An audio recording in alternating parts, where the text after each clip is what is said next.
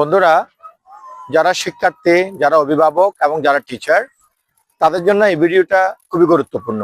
আমি আপনাদেরকে যে পদ্ধতিটা আজকে বলবো, সেই পদ্ধতির মাধ্যমে আপনার সন্তান বা আপনার শিক্ষার্থী অথবা যারা শিক্ষার্থী তাদের কাছে কোনো কিছু সহজে বোধগম্যতা তৈরি হবে। সেটা জটিল ম্যাথ হোক অথবা জটিল কোনো বৈজ্ঞানিক বিষয় হোক, তাড়াতাড়ি কিন্তু এটার আন্ডারস্ট্যান্ডিংটা ডেভেলপ হবে।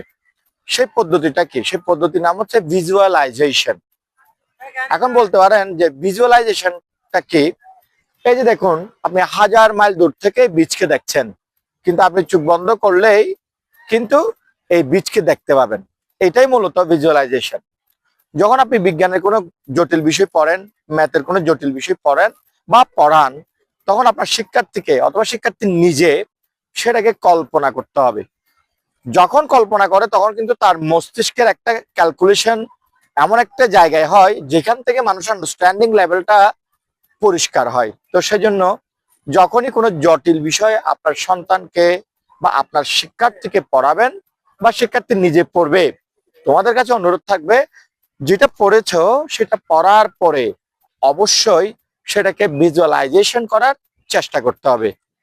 আর ভিজুয়ালাইজেশন করলে বিষয়টা পরিষ্কার হয়। সেটার উদাহরণ হচ্ছে আমাদের এই বীজ।